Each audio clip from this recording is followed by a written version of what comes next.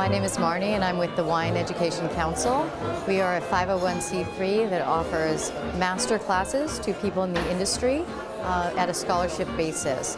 We're so pleased to have Pascaline Lepeltier speaking on the curated white wines of the Loire Valley today here at Spago in Los Angeles. We would like a special thanks to the Veritas Fund for their strong support of the Wine Education Council, which otherwise none of these programs would be possible. So welcome, thanks a lot for being here today. Thanks for braving the rain. I thought LA was all about sun all the time. Guys, what the fuck? I'm like just coming for 20 hours and I was escaping like New York blizzards. But anyway, thanks a lot for braving the weather and coming here to share with us a little bit of love about the Loire Valley. It's good? Can you hear me? Perfect. So my name is Pascaline Lepeltier, and probably some of you see familiar faces, so I'm very happy. I feel a bit less stressed to talk in front of you. And I really wanted to thank the Wine Education Council to ask me to do this class. I think it's fantastic to provide education in our industry, and the way they've been putting this seminar together and they let me do what I wanted and selected the wine I wanted has been really, really awesome. So thanks a lot for allowing this kind of education. Just before we start, I just wanted also to make a very quick tribute to somebody that helped to put this seminar together and unfortunately passed away recently.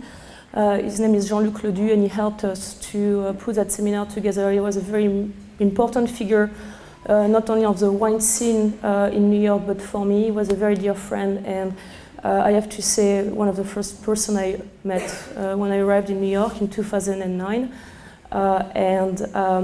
When I saw him, his love for wine and love for people and his love for sharing, I was like, it's possible to do that in America. So I'm going to stay in America and I'm going to try to eat myself. So thank you, Jean-Luc, for he helped us for the wine also today. So thanks a lot for that.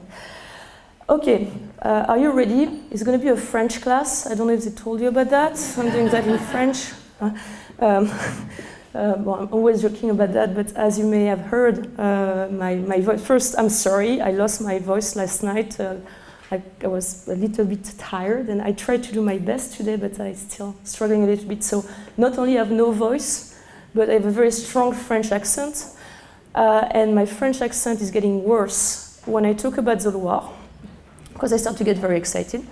And when I talk about Chenin, it's get even worse because I'm like even more excited. So you're going to have probably an hour on Chenin Blanc today, and I'm sorry for that. I apologize in advance. How are we going to do it today? And if that works, okay. So the council asked me to present the Loire Valley in less than 2 hours, and I was like, this is fantastic, but you need to give me 8 hours. I was like, there is no way, you have 2 hours. So I decided to take the challenge, and instead of trying to present the whole region with this whole appellation in 2 hours, I decided to focus on dry white wine and kind of take this style of wine to hopefully help you to understand the region. So I'm going to, of course, mention the other style of wine, but I thought it would be just too much information and data. It would have been just being of a list of me naming you all the appellation, and at the end, not really getting what I would like you to take out of today. And so what I would like you to take out of today is just a way to try to understand a little bit more how to ask questions about a wine region. So I'm not a scientist, I'm not a geologist. There is some in the room, so I'm going to be very careful about what I'm going to say today. I'm not a winemaker. I did harvest, but I'm not a winemaker. I'm a sommelier with a philosophical background. And so I didn't think I had the tools really to understand wine, especially in the technical part. And so I've been really trained myself to try to understand why wine is made in a certain way. And I think it's something that we don't really ask ourselves, especially when you're studying for like diplomas, MS, WEC, TMW. You are asked to retain an incredible amount of information. And as you know, there may be very, very dry information. You know, there are minimum alcohol percentage and the blend and the style and why and so. And I was like, when I was struggling to pass my MS, my theory, I was like, I can't remember that. And I realized I couldn't remember that just because I didn't understand why this region were following certain type of rules. Why is this region were doing the style of wine they were making? and which factors led to this style of wine. And that totally opened my mind in terms of how to understand the wine world. And opened my mind in so many directions. There will be geological directions, there will be climatic directions, there will be historical directions, there will be social direction, and suddenly things that looked totally obscure, I just couldn't understand, made sense. And this is what I'm going to try to do today with the Loire. I'm going to try to give you keys to understand why this is one of the most complex wine regions to grab in France, with so many appellations, so many styles of wine that don't seem to make sense. Why there is some just white wine in the Muscadet? When are they making 96% of white wine, and suddenly you drive down upstream the river, you arrive in Angers, and like they're making all the style of wine, and we are not even driving 45 minutes. What's the point, and how? Why? And why Angers is just making so many rosé wine, and barely any red? Why the wine in Savagnin are so powerful and botrytis driven, whereas the wine in Vouvray are not, and we are like an hour and 10 minutes drive, you know? So this is what I'm going to try to do today. Try to give you keys to try to think about how to take knowledge and try to absorb knowledge from wine regions, and try to give you new keys to try to see that. So I don't say it's perfect, I just hope it's going to be at least fun. I hope the wine are going to be good. I have been tasting them for the last weeks, and I definitely enjoy drinking them. So I hope you're going to have a good time. We are not going to be able to take questions as I'm going to talk, just because we are filming. But please write down the questions, and we'll definitely have time at the end to do a Q&A, if you don't mind. So if you have anything, just write it down. How is going to be the seminar going to happen? I'm going to take hopefully half an hour. I tend to be very talkative about the subject. To first introduce you the region and breaking down the region according to geology, climate, and history, to have you understand how the region is organized. And then we are going to go 3 flights, and we are going to go upstream. We are going to start with the west side. I decided to do just one Muscadet on purpose, because I could spend hours on Muscadet, to then go to Chenin, to focus on Chenin, for one big reason is it's the greatest white grape in the world. So you have to, you can see that with bubbles. I'm not kidding, guys. This is the greatest white grape in the world. Like you can see that. And they don't even pay me to say that. So we are going to focus on Chenin. And then we will, with Chenin first on the metamorphic and igneous soil, and then we'll go on the limestone. And then we'll finish with the eastern part of the Loire, with a quick one on Sancerre, something I could have spent hours of Sancerre, and a little treat with Romorantin. So it's going to be first introduction, then the 3 flights. Okay? You can start to drink. We have more wine. I really encourage you to start to taste the wine. And on the wine today, I will make a little. We wanted really to give you technical information in the booklet. So the one I'm more here to illustrate. I'm really going to go more into the why of every sub-region. We are going to do definitely a bit of a tasting, but I'm not going to lead a wine tasting on the wine. It doesn't really interest me. Like I'm going to say, oh, this is a medium plus straw, blah, blah, blah, blah, blah, blah. We are going to more probably work on the different of texture on these wines, and I will go pretty fast on it. Because I think what's important is what I'm going to try to have you understand. All the wine I picked are from producer, I think are up-and-coming producer. You may not know them, you may have heard about them. Of course, Domaine One is not maybe an upcoming producer, but the way that Tessa is making the wine is very new for the estate. So I didn't want it to go just with top benchmark people that you may all know, but I really wanted to go with people that are moving the line across the regions. Because one thing that you need to understand is that the Loire Valley, as a region for dry white wine, that is very famous for producing a lot of dry white wine, is extraordinarily recent in his idea of producing this dry white wine. I'm explaining myself. Before World War II, the region was mostly famous to produce sweet wine, bubbles, and red wine. So the white wine, what the region is very famous for, is a story being written right now. And I'm going to tell you why and how. I'm going to explain you why today, when you're in a certain sub-region, it's so difficult to kind of have an idea of what is the right Savagnin. What is Savagnin today? Why Savagnin is so all over the place. There is a reason for that. And I'm going to try to explain you that through the lecture. but the white history as a dry still is extraordinarily recent, and we are talking about less than 2 or 3 generations of winemakers trying to find this identity in every sub-region we're going to talk about, including Muscadet and Sancerre. Okay? So, isn't this beautiful? We went to the Loire Valley. Okay, it's the most beautiful wine region in the world. We agree on that. Look, it's peaceful, it's magnificent, the light is sublime, the food is great, people are nice, they speak good French. So I have a kind of a legitimacy because I kind of grew up like 5 kilometers from Savonnières. Okay, so it's kind of why I'm like, they ask me always for the Loire Valley tasting, but I really grew up in the Loire, so 20 years there and not very far from Savonnières. So 2 seconds, I want just, before we start into the data, the figures, the fact that everything you want, I'm going to give you a lot of facts, guys. So, and I know that part of the PowerPoint today will be also available online. So some of the data, some of the map I put out, we just need to make sure about the copyrights, but most of the presentation will be available for you online. So don't freak out if you can't take the number of hectares of Sancerre under white, like it's going to be available. So I would just want to start with a picture. So that picture is a Savonnières, okay? You are facing you are looking just north, and you are looking at Épiré. And this is also a picture of Savonnières, okay? So I just wanted to start with that because something that I think I learned a lot when I was traveling is before I was just like reading my books and not paying attention to landscape. And I think when you travel, you really need to pay attention to landscape. So I wanted just to take 2 minutes to just see with you how we can read that landscape. So I picked Savonnières on purpose because first I think it's beautiful, but it's also kind of very easy to read. And what can we see already about the Loire? That is very important. Sorry for that. I'm very bad with techniques. So what we can see already with the Loire is going to be very important about understanding the region, is that the Loire is a river, and it's a very wide river. It's the last wild river in Europe. What I mean by wild river is that it's a river that hasn't been canalized. It's the way that the Rhine or the Rhone has been canalized. That's going to have a massive impact on how the river can affect the way that the grapes is grown on its banks. Okay, we all know that there is a water effect, but the water effect is even bigger once the river can spread out.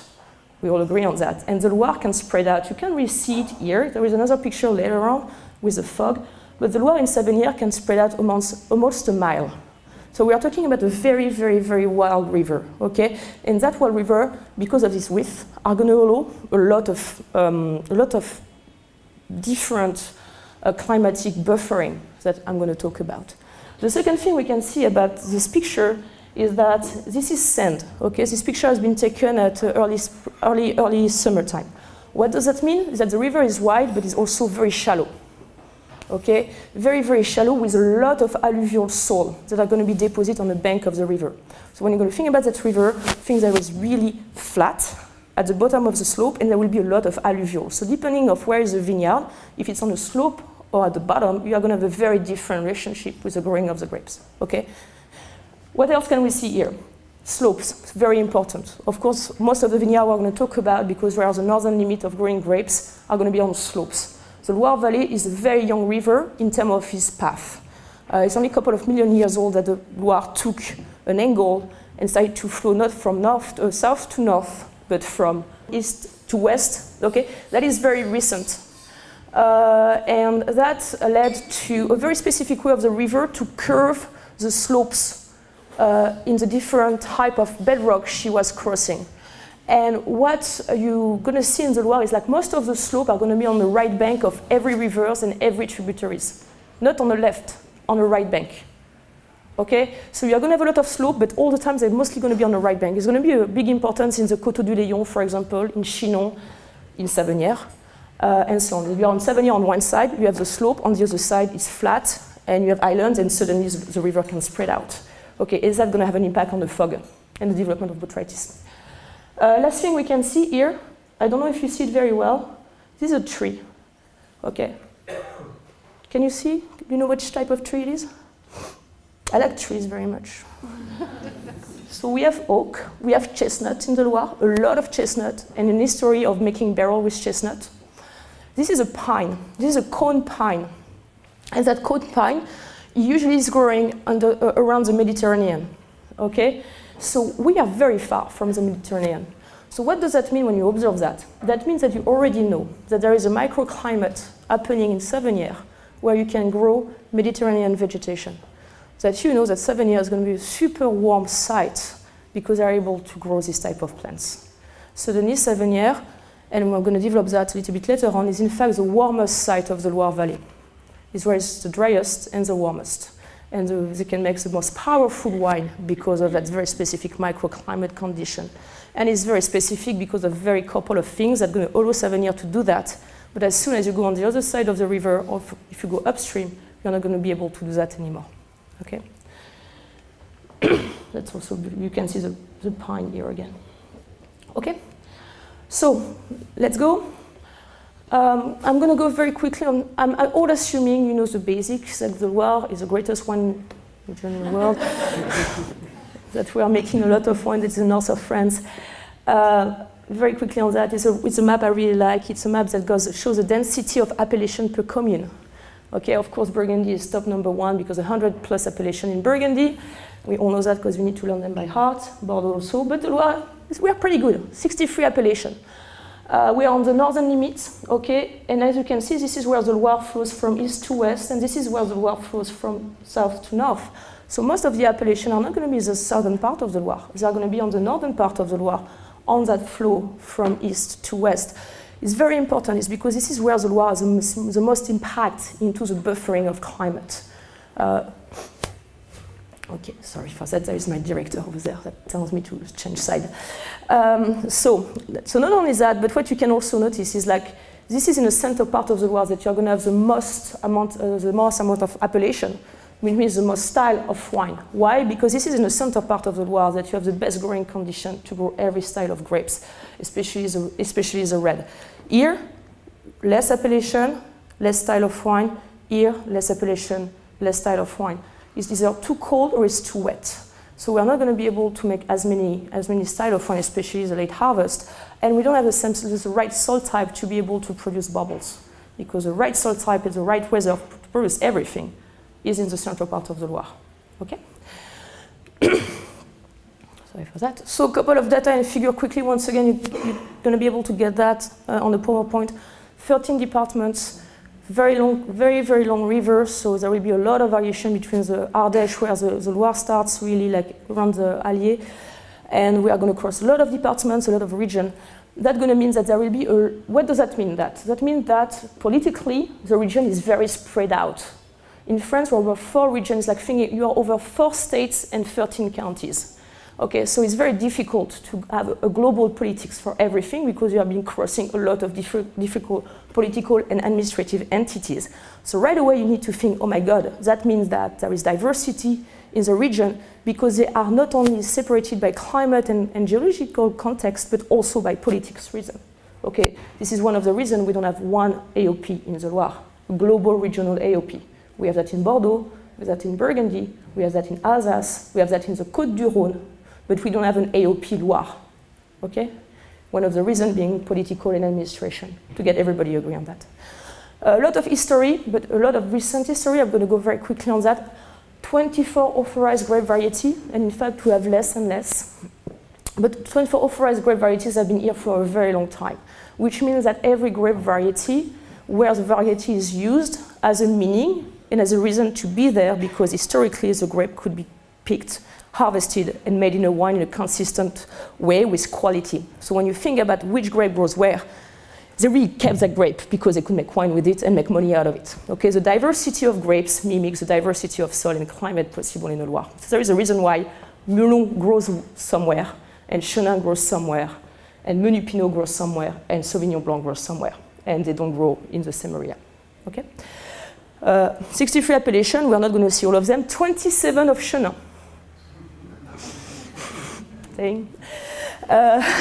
And of course, because of the northern limits of growing, mostly a region of white, bubbles, and rosé. A lot of rosé produced in the Loire, and a lot of sweet rosé. Have you ever had a sweet rosé from the Loire? Cabernet d'Anjou, Cabernet de Saumur. Okay, this is roughly, I think, you're going to see 55% of the production in Anjou, Saumur, is sweet rosé.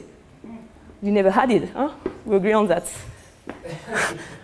Yeah, it's only 10% is white. It's still white in Anjou. Okay? Very funny, huh? I'm going to explain why. And finally, I just put something very quickly on the size. That's going to go back to the political thing, but the Loire Valley is more than 3,000 small estates. 3,000 small estates, that means that we are talking about family estate, we are talking about small entities. We are not talking about a lot of négoce, there is some or cooperative. We are really talking about a very spread out system of how to make the wine. And not only these small entities, but it's only very recently that these entities have been dedicated all their work to viticulture. So when you talk about some producer, I'm thinking about Jolandron, for example, Domaine de la Louveterie, very famous producer of Muscadet. His father was not doing 100% wine, they were doing polyculture. So the fact that there is some estates doing 100% viticulture and relying just on the income of viticulture for most of the Loire is at least 2 generations old, but not much more. So we are talking about people that for a while were having to also focus on cattle and grain and goat cheese, true goat cheese, you talk to the Cota in Sancerre, they were making goat cheese and all that. So focusing on high quality wine to make it your only source of income is something very recent.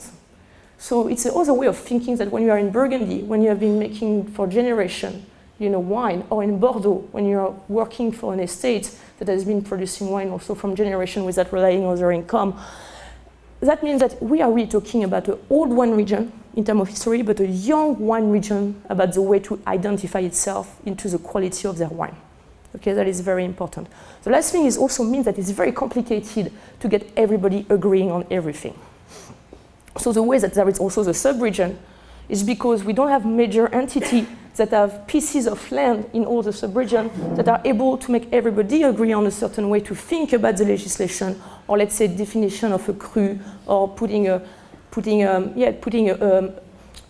classification altogether. There is no classification in the Loire, but in Quart de Chaume, because they decided to do that in the Chaume of the Léon, blah, blah, blah. Try to tell the Chinon people to try to do Premier Cru and Grand Cru, they're going to laugh at you, they're trying, but nobody is agreeing. But in the Muscadet, they're turning to their communal designation. So everybody is kind of working their own little piece of how to work their region without having somebody to overlook everything and just making everything on the same page. So it's also why we don't have the same easiness like in Burgundy, when you can understand the pyramid of Grand Cru, Premier Cru, regional and village, or in Bordeaux with a different classification. We don't have that. It makes the region even more complicated to understand. Okay? So, this is the region. I love this map. It's a map made by Interloire. So when I was talking about organization of the region, Interloire is a professional board that is allowing growers and négoces to put together their strength in the different appellations for marketing and promotion.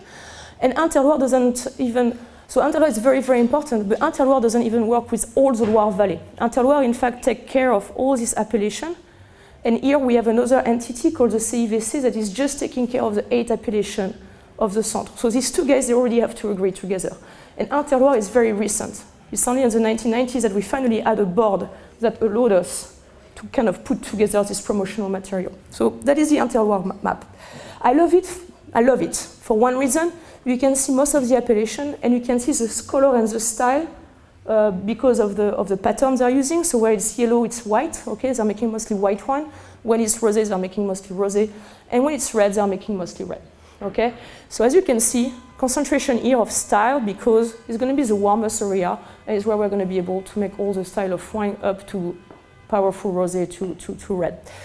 I will go into how this region is breaking down and the color. There is one thing I don't like with this map, is that because this map rely on the appellation that agree to work with Interloire, the appellations that don't agree to work with Interloire, who decided, you know what, I'm not very happy with the way you're handling my marketing, I'm leaving. So there is 4 appellations missing on this map.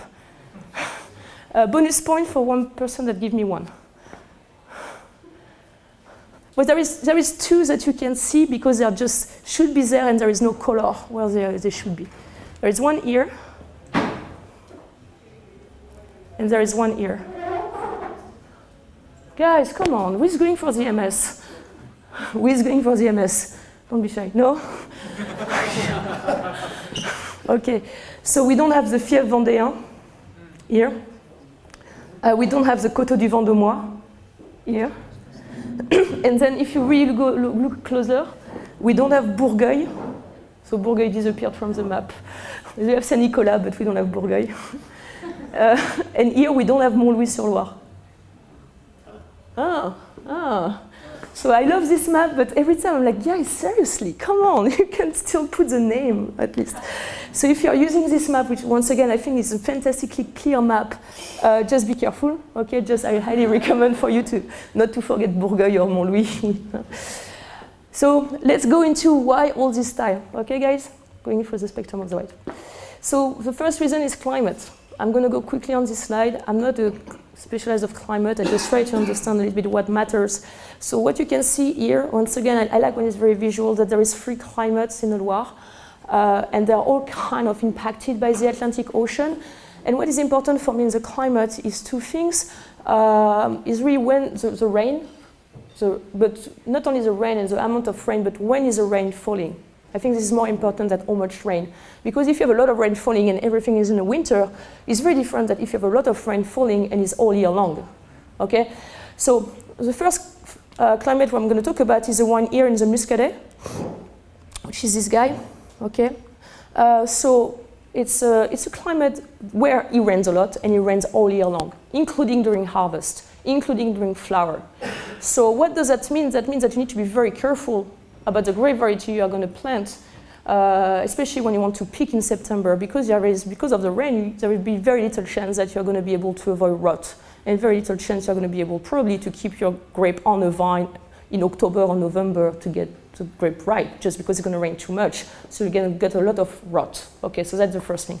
The second thing, the climate is very mild. Okay, there is barely any difference between summer and winter. I used to live in Nantes, which is here. And we had 1 day of snow in Nantes when I was living there in 5 years. And the snow lasted 20 hours, not like in New York, which means that it's never too cold, it's never too warm. There is a little bit of risk of frost, but not that much. And the climate just never go very high. So you're going to have to be very careful about the grape variety you want to grow there, because you need to be able to have enough heat to ripe properly, enough sun. Don't forget, when it rains a lot, what does that mean? You have a lot of clouds. Okay, so photosynthesis is not doing the same way when you have a lot of clouds or when you have a clear blue sky. Okay, so you need to think about the photosynthesis question, and you need to have a grape variety that you can pick in September, because otherwise you're going to rot. Okay, so you need to find about this type of grape variety. Here we are closer to the continental climate. Okay, as you can see, we are closer to what's happening in Burgundy and Champagne, and this is where we're going to have the eastern side of Touraine and Sancerre. Less rain. And the rain doesn't really happen during September and October. The rain is more spread out during the winter and the spring. And you're going to get just a big difference between day and night. And we are going to have a big difference also between summer and winter. So it means that it's going to be very cold in the winter, very warm in the summer. And you're going to have to be careful with the frost and the budding of your grapes. Okay, so you're going to have to pick grape varieties that can handle this kind of cold winter, but you're kind of going to have a pretty good hanging time, because you're not going to have too much rain in September, October, with a pretty decent heat. Good season. And in the middle is in fact where you're going to get the best growing condition for grape variety, because you're going to get kind of the same amount of rain, a little bit, depending where you're a bit more. So perfect to grow a certain amount of grape, especially Cabernet Franc, that needs rain, needs water. But the temperature are not going to be as difficult during the winter, as they are going to still be warm during the summertime. So in fact, this is where you're going to get the longest growing season, okay, with the less risk of frost. Of course, it's a bit different this year. We had a couple of problems, as you all know, this last year. But as a whole thing, you are going to have the kind of longest hanging time. So you are going to be able to get grape variety that needs to stay on the vine 100, 110 years, 10 days. Chenin, Cabernet Franc are going to be able to grow there. Okay? So the climate explains that. Then you have the climate, but you have also all the microclimate, and one of them is the importance of the Loire. Who flew to Paris or Europe recently? How many hours when you go to Europe? 5, like, yeah, well, not from here, I don't know from here, from New York. New York, it's short, it's 6 hours when you are lucky. 5:30 was my record. Okay, when you fly back, it's 7.5, 8, okay, we all know that. Why? Because of the wind, okay, so there is a wind. Remember when I told you about the Loire? And how wide is the river? Okay, so think that the Loire acts like a funnel. Here, the Loire is almost 2 miles wide, okay? And this width is really gonna go almost straight up to Angers. Think about a massive funnel that's gonna be able to just take all this wind that are kind of mild in temperature and a little bit wet, and it's gonna really help to tame the climate up to Angers, still get a little bit of influence in Tours, and then no influence at all. So the Loire doesn't have at all the same influence when you are here or when you are here in Vouvray, when you are in Savenière or when you are here in Montlouis and Vouvray, okay? That is a big thing. And when you're in Savenière, you can really smell, when it's a very windy day coming from the west, you can really smell the ocean, the brininess. So that's really going to help to mild down. But for Savenière and all these guys, also going to bring a phenomenon of humidity with the fog, okay? You have the same phenomenon in a very milder way with all the tributaries. And so when you study the region, you're going to realize that most of the appellations are by rivers.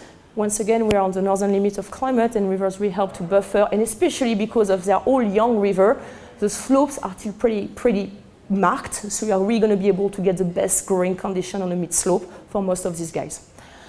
Once again on this one, okay, this is the Mayenne, this is the Sarthe, this is the Vienne, Indre, and Cher.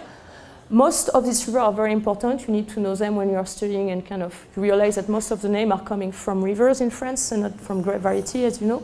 Do you know which river is this one? There is no name on it. This one is the Loire, without a E. This is the Loire with a E. This is the Loire without a E. Yes, I know, we love this kind of thing. I had people at the restaurants that came to me and said, Pascaline, we are sorry, there is a spelling mistake on your wine list.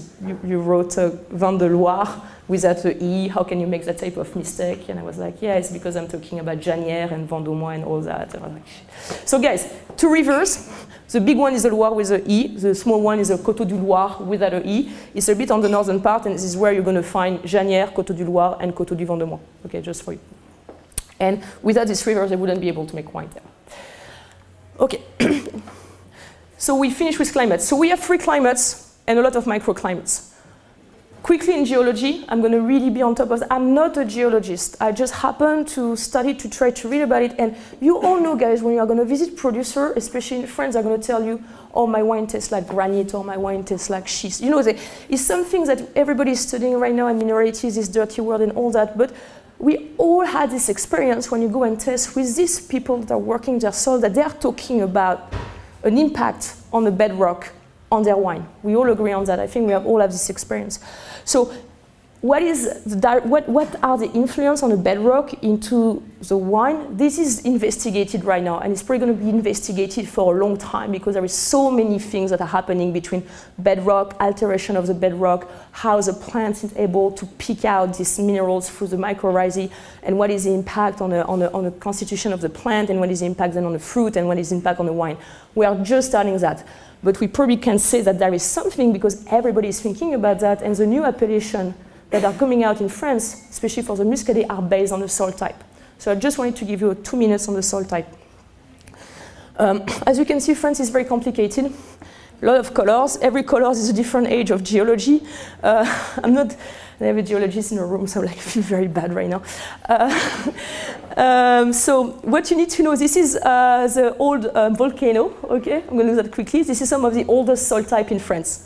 Okay, and these older soil type are going to be are becoming either from the magma that has been kept under the volcano or have been extruded. Okay, so we are going to have a very specific type of soil I'm going to talk about in the Muscadet region and a little bit in Anjou. And here we're making a massive jump of 100 millions of years, and suddenly we are arriving in all another area that is going to be sedimentary base. Okay, they used to be old oceans. And old oceans mean a lot of deposits of carbonate calcium organisms. So here we are entering the world of all limestone, okay, mostly sedimentary limestone with different type of compression of this limestone. So we are going to enter a world where you are going to have a lot of limestone, tuffeau, chalk, and all this kind of thing. And depending on where you are going to have something different, okay? So you can see already that there is a split between the region. 3 climates, a split in a region. Sorry. Up. So the split make it a little bit clearer. So you see that part called the Massif armoricain, and here we have the Parisian basin, where you get part of the Loire is in kind of the same thing than Champagne, Burgundy, and all this kind of area. Okay, and if you go here, which is a kind of a close-out from that, we see that the fault between the two, if I can call that a fault, is really around Angers. Okay, it's splitting out in Angers from south to north. And this is where we're going to have that difference between this very old soil that mostly are going to be igneous and metamorphic, and suddenly we're going to get limestone. It's a massive jump in terms of how the soil is going to affect the wine. And here we have a little one that is a type of limestone, but as you can see, they made it in a slightly more colorful way, because there's a very specific type of limestone that is slightly older than these guys here. And I'm going to talk a bit more about this one here. It's going to be the area of the tuffeau. Here we are arriving the Kimmeridgian and Portlandian limestone, which you probably heard of. Kimmeridgian, Portlandian, where? Chablis and Champagne, but in the Aube.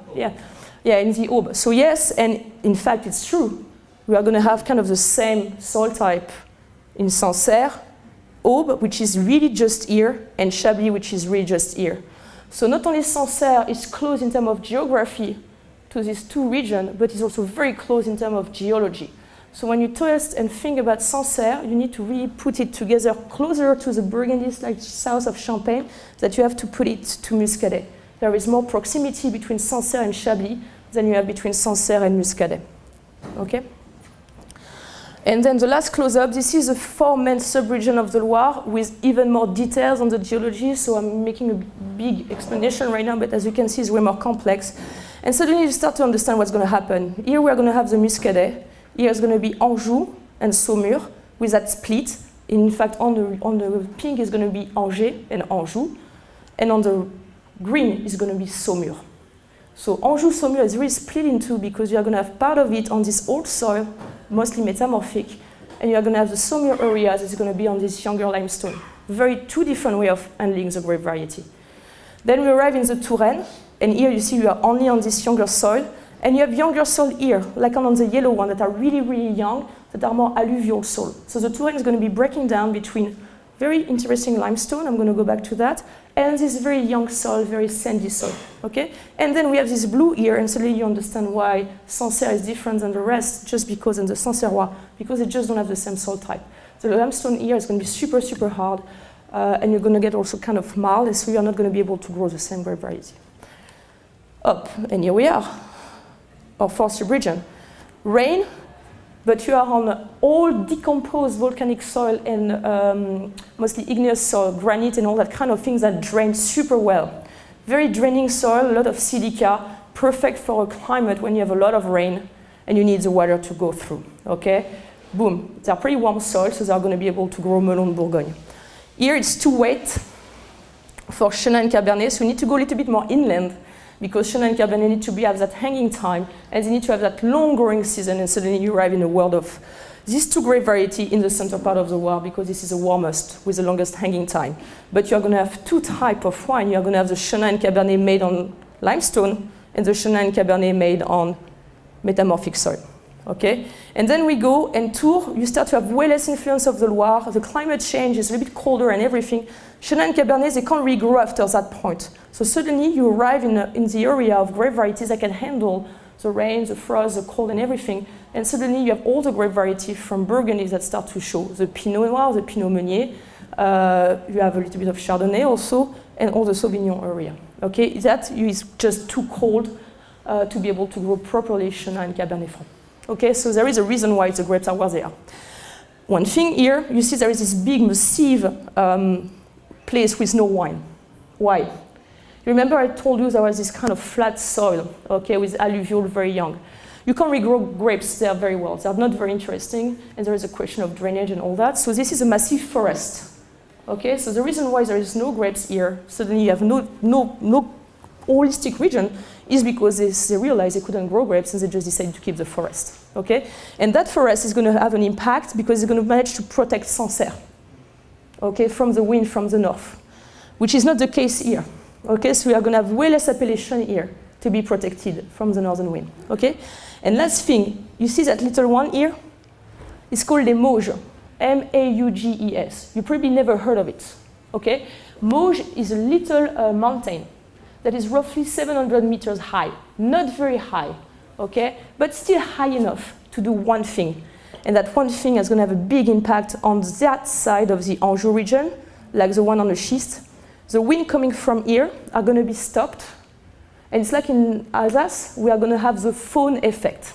So the clouds basically are going to jump above, are going to stop raining here, start to rain again after Angers, okay? And then we are going to have that warm air that is coming down that little hill. It's not that high, but it's high enough to have that effect. So that means that this is the reason why this is the warmest spot of the Loire Valley. And that is going to have an impact just here on the Coteaux du Léon and Savenière, not in Saumur, okay, but here. So you're going to have a difference in terms of pluviometry and temperature between Angers and Saumur that are so close because Angers is protected by the Mauges, which is not the case with Saumur. So suddenly you understand why there is a difference in degrees and maturity in your grape variety between the two regions that can go between 1 to 2% alcohol, okay, because of that. Okay, so that's the result for sub-regions. And if I have to say, these sub-regions are really mostly made because of also politics, because if I had to redo them, I will probably put Saumur with the Touraine region. Okay, here Saumur, this area on limestone with less influence of the Loire, because you see the Loire doesn't anchor, is definitely closer in terms of style of wine and profile of wine to the Touraine. Saumur, we are going to make bubbles, we are going to make dry Chenin and Cabernet Franc on limestone, what you're going to find in Chinon, in Bourgogne, in Saint-Nicolas de Bourgogne, and of course Amboise and Vouvray and Montlouis for the bubbles. So you are way closer than you are from Anjou style of wine, where it's going to be heavily botrytis wine, rosé with no bubbles. Okay, so that is the official one. If I had to rethink, and when you are thinking about Saumur, think Saumur as a little brother of the Touraine, less than part of the Anjou region. Okay. So the first region in one word, Pays Nantais, for all the reasons I gave you, is going to be 95% production of still white. So what we are going to produce, and that's it. Okay, you have the number here. Once again, you're going to get that on the PowerPoint. Anjou, because we have Saumur, this is why we have all these different styles of appellation, we are going to do everything. Light white up to off-dry, sweet, very sweet, Coeur de Chaume, Bonzo, and all that. A lot of botrytis are no bubbles, all the style of bubbles, white bubbles, red bubbles. We do red bubbles over there, and pink bubbles, and light red, fresh red, and powerful red. So it's a wise Anjou, Saumur is where you have the most diversity. Touraine, you're going to be able to do Cabernet Franc here, and in fact Touraine produce, just to be back here, this is, as I say, 50% of the production of Anjou Saumur is rosé, once again. And only 11% is still dry white. It's nothing, okay? And not even, it's still white. It includes sweet wine, so it's nothing. Here, spraying out, mostly white, as you can see, but in numbers, they are making more red. And most of the red are made here in the big appellation of Bourgogne, Saint-Nicolas de Bourgogne, Chinon, a little bit in the Coteaux du Loire here. And then a little bit of Pinot here, but the red is centered here. And then there is that crazy diversity in Touraine when you are going to have everything, but it's not warm enough to have enough botrytis. So we are not that much sweet wine there. And the bubbles are really going to be made just here, and I'm going to explain you what. And then we are going to have the centre here, that is a lot of white, okay, with a little bit of red. Okay, makes sense? Okay, so that was for the kind of climate, geology, and all that. I'm going to go quickly on the history because there is definitely things that I think you need to know about that. Just a couple of points. We are making wine for a while. Romans brought the grapes. Like in every other region, a huge, massive importance of the monastic orders, but you probably don't know them. They are not as famous as Cluny or all the guys in Burgundy, but they had an importance, and especially they were in Sancerre, in Saint-Satur, and they allowed the development of the Chavignol vineyard. They were in Marmoutier, in Touraine, where this guy, Saint Martin, is said to have created the pruning techniques by letting his donkey hanging out in a vineyard. The donkey ate everything. Saint Martin was kicked out of the monastery for letting the donkey eat the vine, and they realized a year after that they get way more fruit on the vines that were eaten by the donkey, and so they decided to prune. So we invented pruning in the Loire, just for you to know also. Okay, So that was important, but very important abbey is Angers too. And the Coulée-de-Séran, for example, is the old monasteries where they started to make wine in 1130. And so we have been making wine at the Coulée-de-Séran since 1130 non-stop. That means that the region has been really helped by having all these very powerful orders and money to be able to produce quality wine for a while. And remember that there is no one region if there is no market for your wine. And the reason why the Loire has been so successful is also because of the river and the money. They were able to have a market to sell their wine, okay? And that has an impact on the style of wine they were making. And this is where the different kings enter in game and the Dutch. First king is Henry II, that you probably know because he married Aliénor of Aquitaine, and when you study Bordeaux, you know that Bordeaux suddenly became part of the English Empire and all that, and so the Brits really started to drink a lot of Bordeaux. What we don't know is also they started to drink a lot of Anjou wine, because Henri II was also Count of Anjou. Red was not the specialty of the Loire, for the climate we talked about. What was the specialty at that time that could travel and that could be sold abroad? Sweet wine, okay? And sweet wine was really what the region was very, very famous for. So historically, people wanted to have sweet wine because we can have botrytis. So that had an impact on how people were thinking about which type of wine they should make. That was the first thing.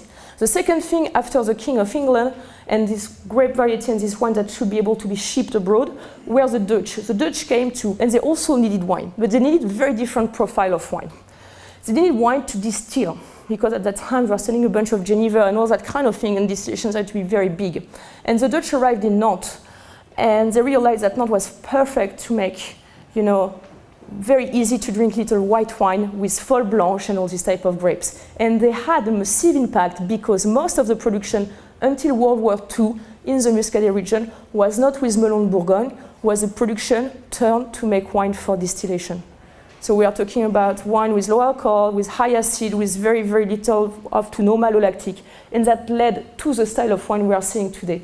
Because this wine didn't need to age, they were not aged or very little aged in barrel. So you don't have really an history of aging in barrel or making malolactic wine in Muscadet, not because it has been all the time done like that, but because historically we were in a region where they just care about distillation wine, and Melon Bourgogne was just one of the multiple grapes they can use to distill. So very important to think about the market. The last market people that were very important, and one of them is François I. The King of France also wanted to drink wine, okay, and so they definitely helped and bought the wine to bring to the court of Paris, which was not very far. And François I has an impact because in 1519, he brought in 80,000 cuttings of grapes next to Chambord from all around France and Europe to kind of find the best grape variety. And this is said to be where we probably had grapes coming from Burgundy, maybe a little bit before, that kind of sudden cross with others. And we started to, 20 years after, see the first mention of Chenin and Fier. So we probably think that has an impact. And François Ier really helped to promote the French wine. Okay? Then the very last thing is, don't forget, like everywhere else, oidium, mildew, and phylloxera definitely reshaped all the region because suddenly you have to replant. Okay? And a lot of decisions were taken at that moment to go with a certain grape variety. And for example, the Melon Bourgogne, this is when it started really to be used as a grape variety, or the Chenin, or so on. So that has an impact. Okay? Last thing is just the UNESCO I mentioned means that the river is protected now as a World Site Heritage, so you can't touch it. And so the way that the river has an impact on all the appellation and everything can be modified anymore. It's a World Heritage, and from Sully-sur-Loire down to Ingrande, which is roughly 400 miles, the river is absolutely protected now by the UNESCO. Okay, so castle in a second. We have a couple of castles. This is just a major one. I have friends living in castle, it was like, okay, you have a castle, awesome. So castle means people to entertain, meaning that there is money, meaning that they needed wine. Okay, so we have two styles of wine that you remember I just told you about the wine. So the Muscadet wine shipped to the Dutch. Okay, they were not going through back to the river to be sold here because there was no market for them. Here we had Angers, sweet wine, awesome. They were selling them abroad because they were kind of getting a lot of money for that. And all this one year, after that, they were resold to Paris and to the rivers, and they didn't have the same kind of style. They could kind of be younger wine, didn't have to age that much. So really free region in terms of markets, and here we also had a toll at Ingrand for a while, and you had to pay even more money to ship your wine. So you had to really make wines that you can keep and be able to ship and could sell for more money. And so the only wines that could do that were the botrytis wine. So here, all these guys were drunk on local market and in Paris, okay? I put that map also for another reason. There is a shit ton of castles, but as you can see, they are all between Angers and Orléans, okay? Do you know why? Do you know why there is no castle here? Okay, yeah, you know, but you've been seeing that 5 times. Okay. Why there is no castle here? Flooding. Huh? Flooding? No. No, it's, yes, flooding here, but not here. Isn't it nicer here because you are by the ocean? Yes, because it's granite and it's schist. Remember when we think about the geological map here? Here we are on granite and schist. Have you ever tried to dig into granite and schist? Okay, it's impossible. You can't dig. Okay, here we are talking about a very specific type of limestone that we call tuffeau. And this is an example of tuffeau. This is the Château de Brézé, which is one of the castles in the Loire that you probably all know because there is very famous for the Chenin of Brézé with Domaine du Collier or Clos Rougeard. We're in Saumur. And I took that example because it's one of the most interesting castles to visit where you are there. So you see this is the top of the castle, this is the bottom of the castle. And in fact, in the bottom of the castle, we have quarry that can have been dug, in fact, to build that castle. Okay, so at that time, you had the perfect stone on site to be able to build the property. So it's why all the castles are where you find the tuffeau, because they could just use the stone that they were under their feet to build their castle, and that stone is very easy to break down, it's very easy to make property with, and it's pretty cool about absorption of humidity. That has an important impact for us as wine people. What? All these quarry were left, okay? All these quarry were left. They became perfect to age wine. They became perfect also to grow mushroom. We do a Paris mushroom in that. But perfect to grow and make wine, okay? So you have a very specificity, not only in terms of soil type with the tuffeau, with all the pH and the tuffeau able like to water retention and all that, but you have also in that heart of the Loire Valley, between Saumur to Tours, where you get really the most beautiful, to Vouvray and Montlouis, sorry, beautiful slope of limestone, the perfect cave to age your wine, hygrometry, temperature and everything, and to make bubbles. The only other place in France when we have this type of quarry is in Champagne. It's not necessarily exactly the same type of limestone, but we have the same result in the ability to make the wine. Think about the fact that in France, AC arrived only in the 1970s. That also means that all the wine made in the Muscadet or in Angers were not underground. Okay, they were made in wine cellars that were above ground with no temperature control.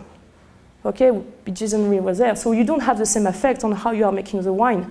It's also why you can't make bubbles in Angers, because it's just you just didn't have the right condition to be able, until very recently, technically to make the bubbles. It was too warm, the grapes were too ripe, and you didn't have the right cellar.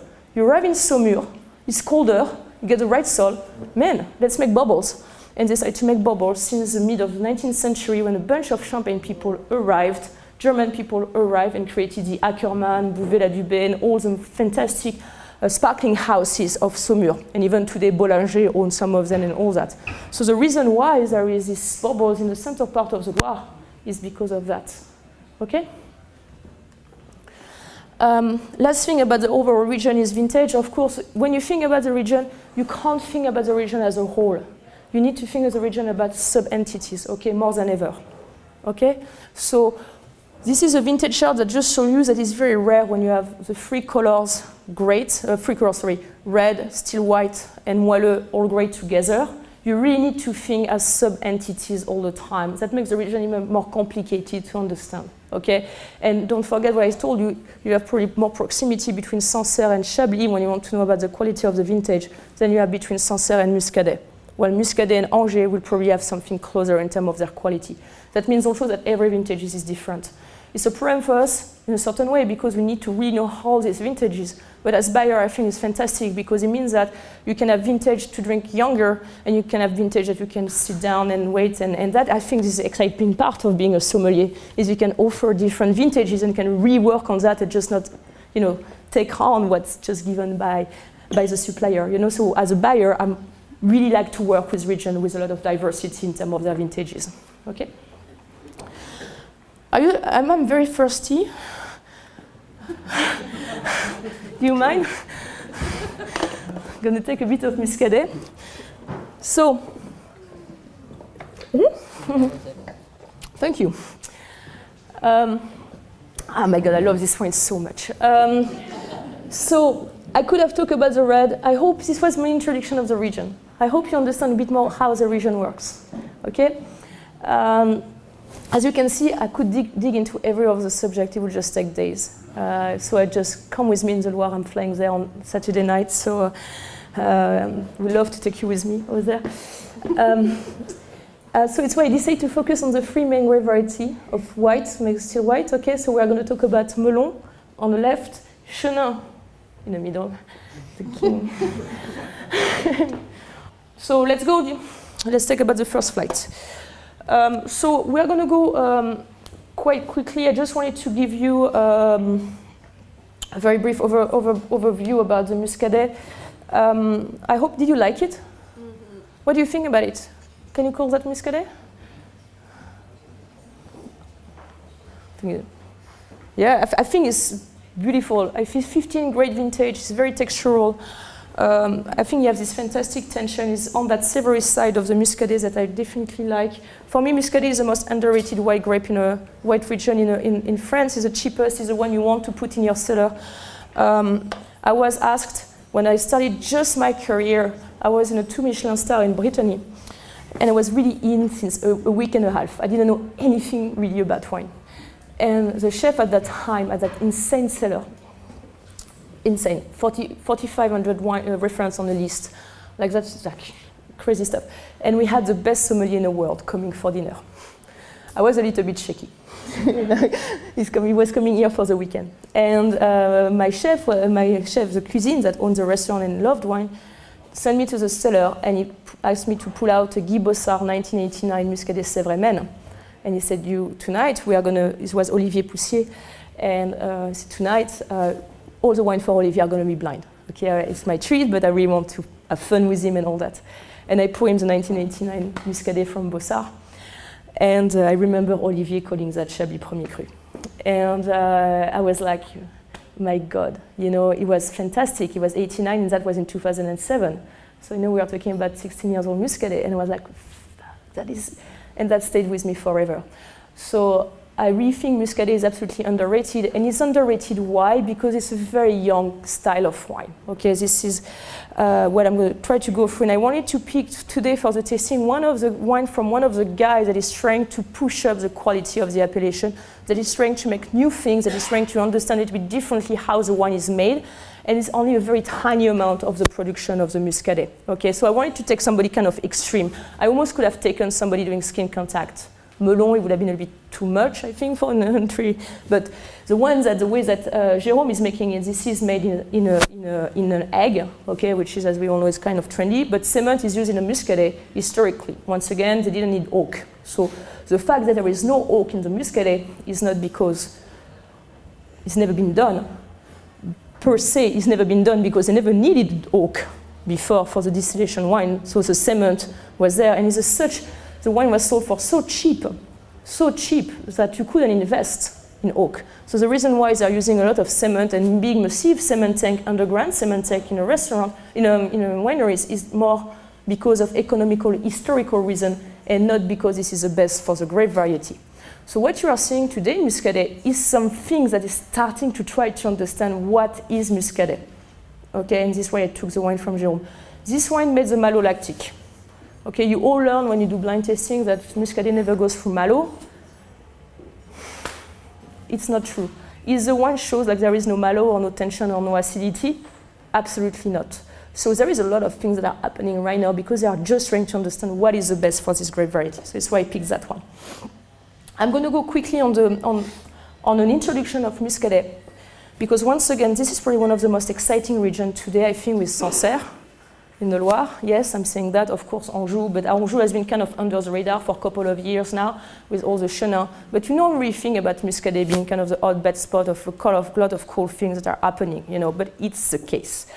So, Melon de Bourgogne, you probably all know that comes from Burgundy, blah, blah, blah, it's a cousin of the Chardonnay. So the fact that you can confuse it with a Chardonnay, it's normal, or an Aligoté, it's normal. It's slightly higher acid, it's more neutral, it has a thicker skin, which is fantastic, of course, when you're in an area where it rains a lot. It's not very aromatic, okay? So Muscadet, it's not going to really take the taste from the vinification, but it's a little bit more aromatic than Chardonnay. So, okay, so when Muscadet is very ripe, and when it's very ripe, it has that kind of honeysuckle quality, which is absolutely delicious, okay? It's all this planting here, and you can still find a little bit of it in Burgundy that is showing that is a trace for that. So the Pays Nantais, 95% of the white, as you know, is kind of mostly we all know the Muscadet, and the Muscadet is mostly where you get everything. There is a little bit of wine made here too, in the Fief Vendéen, here, that I encourage you to discover. But we are going to refocus on that. So it's a big appellation, and as you all know, there is 3 sub-regions. Okay, that is very recent. That started in 1936 when they decided to make Muscadet. And in fact, in Muscadet, when it became an appellation, at the very beginning of the NAO and the appellation rules, they were just not ready to make high-quality wine. Why they decided to go and ask for an appellation is because at that time, when they had to replant after phylloxera, a bunch of people decided to replant with hybrids. And hybrids just to make very high volume, low alcohol wine to continue to have a market for cheap entry-level wines. There was no ambition of trying to make higher quality wine. So a couple of people said, if we go through an appellation system, we can't use hybrid, it's forbidden with the AOP system, so we have to plant melon and we have to increase the quality. So that research of quality restarted only in 1936 and really 1945, 1950s after the war. Much of the people were doing polyculture at that time. They started to believe that they could make some great wine. Okay, so they decided we need to do sub-region now, because there is definitely a difference between a Muscadet made here in the Coteaux de Grandlieu, which is by the ocean where there is more sand and decomposed granite, than here, which is a Coteaux de Loire, Muscadet Coteaux de la Loire, where it's on schist and way warmer. There is a difference here, and inside Muscadet Séveramen, there's also a difference. They don't taste the same. Muscadet pick up the terroir fantastically well. Let's make the 3 sub-region. Okay, and that started really 1945, but the last appellation was 1990. Okay, so we are talking about really trying to get better and better. And where are we today? We are at that. So because they realized that, they had so much success about this sub-region that they are going through the search of the Cru Communaux, and that is the next step that's happening right now in the Muscadet. In the Séveramen area, when you already had 3 Cru Communaux that are defined by their soil type. Okay, and you have way more in a pipe. So by, I think, in 2 years, you will have 11 Cru Communaux inside the Muscadet recognized as sub-region by the soil type with lower yield and way longer aging on a lees. Of course, Muscadet is historically aged on a lees because it was kind of helping out that kind of mean, high acid, boring wine that was overcropped and not ripe enough. So the way of working with the lees was kind of hiding that. But as you all know, the sur-lie mentioned in Muscadet is you have a very short window to apply for it. Your wine needs to be aged until November of the year after the harvest. If you do more extending lees aging, you lose the mention. You can't put sur-lie anymore. So all these guys that were starting to believe in the Muscadet, they realized longer time on the lees is fantastic. We need to do something out of that. And that started with Michel Bréjon in 2004. That you probably all know because you can buy a lot of his Muscadet with extending long aging. And he gathered with 4 other friends, and they said, we need to do something. In Clisson, there is a special soil type. We need to do something with extending lees aging.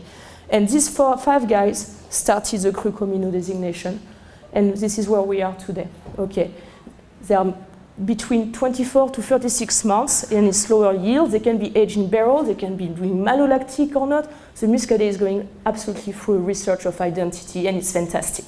So you're going to have the ability to buy awesome wine aged in a perfect way in the next year. And in terms of what it's always the toughest for me is to find high acid, complex, salty wine, not very aromatic. We don't have that many options, you know, as wine buyers at a good price. You will have to look there. Okay? So that are all the sub-regions. And just to give you a couple of visual of the soil type, the gabbro, the granite, the amphibolite, and the gneiss, and suddenly you realize that already some people were doing that. Jolandron is very famous for his amphibolite cuvée. Okay, it is a stone because he has a very specific soil type where he decided that there is a flavor profile that amphibolite gives to the wine. Guy Bossard was doing the gneiss, the orthogneiss, and the granite cuvée. And so suddenly everything suddenly makes sense. So it's what's happening in a Muscadet. What you need to also notice here, and I put that picture in the middle, this is a picture of a vine. This is a typical pruning system in a Muscadet. Okay? This is that high, like in Beaujolais. Okay? There is 3 arms, so you have at least 6, like between 3 to 6 canes, and you have 9,000 vines per hectare on the good guys. Do you think how hard it is to prune and to harvest? Can you mechanize that easily? And when you look at the price of the Muscadet, it's insane. Okay? So when you think about the quality of what you have in a bottle and the amount of work you have to have for this type of wine, I think you need to rethink about why Muscadet should be more on the wine list. Okay? Okay, so that was my little speech on the Muscadet. You have more and more things happening. People are putting Pinot Noir and Abouriou and Côte. So Muscadet can grow red, but you really just need to be on the right soil type. And with this terroir designation, they are realizing where are the best soil types. So you're going to see more and more also cool stuff happening in a Muscadet. For me, because of the land being so cheap, and this is a very important thing in terms of dynamism of a wine region, they can take risk. The only problem that they had recently is a bad frost. Over the last years, they really got destroyed. And more than ever, they need the support, you know, to continue, because you can't make money in Muscadet. Okay, a liter of Muscadet right now at the co-op is 85 cents. You can't live out of that. Okay, so they really need the support right now. Okay, so second flight, second 2 wines. You already tasted them. Can you taste them quicker again? Boom, boom. And I'm going to ask you to just remember these 2 wines, okay? Because if it's possible to pause the flight now, the second flight. Okay, pay attention to these 2 wines. We're entering the amazing world of Chenin Blanc. So these 2 wines are both going to be made on schist, decomposed schist, with a little bit also of volcanic soil for the effusion from Patrick Baudouin. And pay attention to the structure, pay attention to the viscosity, pay attention to the alcohol, pay attention to the phenolics and the tannin. You should pick up a little bit of that on the wine. Maybe a little bit more with Patrick because he's using a little bit more oak than Tessa is using. But try to go over the oak tannin, try to pick up grape tannin, skin tannin. And we are pouring just after that the flight of Chenin on limestone. Okay, so what you can do is really try to memorize these 2 wines, and then I would like you to just test quickly as soon as the other wines are poured to taste the Chenin on limestone. Okay. So I decided to work with the 2015 vintage for that flight, so there is barely any difference in terms of, it's a very good vintage, 15, a bit on the warmer side, okay, it was not too difficult for the guys. All the wines, of course, are worked either with organic certification, and if they are not, it's people really practicing organic, but in that case, for this flight, they're biodynamic, organic, biodynamic, okay, spontaneous fermentation. So why Chenin and why Chenin is the greatest grape variety and why Chenin is so fantastic is because you can make everything with Chenin. And Chenin is an incredible vector of terroir. And it's an incredible vector of terroir in every style, okay? Certain grapes are fantastic in a certain style to transmit the terroir, but they are less if they are making you, like let's say they're fantastic as a still, but it's more difficult as a sparkling or as a sweet. You know, Chardonnay is very greatly showing, you know, as a sparkling or a still, but Chardonnay sweet doesn't really exist and doesn't do very well. We can name a lot of grapes. I think the only other grape variety that is the equivalent of Chenin is the Riesling, where you can also have a diversity from bone dry, no malo, to full-bodied with malo, to oak, to no oak, to off-dry, to very sweet, to TBA, to bubbles, even though there is less Riesling bubbles. I think the Chenin is a bit more clearer to transmit the soil type, and I think there is a bit more tannin also quality in the Chenin that the Riesling doesn't necessarily have. So I wanted to start with a metamorphic wine. So wines that, if you remember what I told you, are going to be Chenin on a warmer part of the region. With two producers. Patrick is going to be in the Coteaux du Léon, and Tessa is going to be in Savonnières. Okay, we're going to have a map for that. And sorry. Up. So what we need to know in 2 seconds about Chenin is from the Traminer grapes. We don't know the other parents, they're still looking, but the Chenin is related to Sauvignon. Okay, so when the Chenin has an ability when it's underripe to get some files. So certain green aspect of the Chenin when it's not ripe can remind you of Sauvignon. It's normal. They are related in that profile of grape variety. It's a very vigorous grape variety. Okay, and it's a very high acid grape variety. This is why most of the Chenin planted in the world are in South Africa, or they used to be in California. Why? Because Chenin was one of these grapes that you can grow under pretty warm conditions with a very high yield and keep the acid. And it was perfect to make bulk wine, okay? Which means that when you do Chenin, and to make Chenin of very high quality, it needs to be below a certain amount of hectoliters per hectare. And Chenin really like to be below 45 hectoliters per hectare to really express its quality. It's also a grape variety that is an early budding and a late mid ripening, which means that Chenin picked at 110 days is really, really good. Usually we have the flower in June, and picking Chenin in October, November is important. And you need this little last moment of ripeness because Chenin needs this extra time to develop all the terpenic aromatic that we like. The queen, the pear, the pear, sorry, the apple, like all this flavor profile happen in the Chenin when it's on the riper side, and then you have a little bit of ripeness happening. So it's a grape variety that likes the hanging time. There is a problem with Chenin. It's very botrytis sensitive, okay, more than a bunch of grape variety, which is a blessing and a curse. Botrytis in the Loire Valley used to be the blessing and is now the curse of the grape variety. Okay? As you can see, there is less Chenin planted in France than there is Muscadet, than there is Melon Bourgogne. Okay? Chenin is not doing very well. Until 2 years ago, they were pulling out Chenin in the Loire Valley to plant Cabernet Franc to make rosé. So we think Chenin is super hype. We all want to drink Chenin. I want to drink Chenin all the time. The grape variety is really not that popular in the region, and people are fighting to keep the Chenin and to try to promote the grape variety as it is. You know, so it's not the success of the Chenin is very recent, and we need to support it. And this is a graphic just to illustrate what I'm telling you about. This is showing you so out of all the style of Chenin. In pink, this is a percentage of bubbles. So most of Chenin in the Loire is made as bubbles. There's almost no still white Chenin. Okay? In Vouvray, it's 65% of Vouvray is bubbles. In Montlouis, it's 75%. Okay? So when you think Chenin still is like a massive production, is nothing. It's less than 4% of the production of the Loire Valley. It's really nothing. So when I fight for it, it's also because I really want to keep on drinking more of that. Because there is almost none. Okay, so grape variety, fantastic. This is a 27 appellation that you can make with Chenin. You can get the graphic online.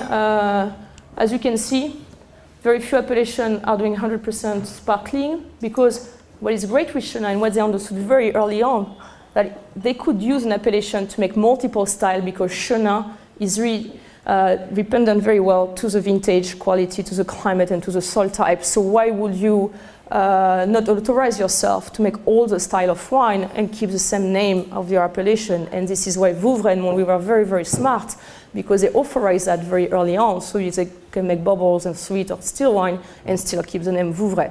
When you think about area like Sauternes, for example, today they are kind of struggling because their market for sweet wine is disappearing, but they can't call their dry wine Sauternes. They have to call it Bordeaux or Bordeaux Supérieur, which doesn't have the same marketing impact. Okay, so the Chenin very early on has been understood as a grape variety where you can use, multiple names.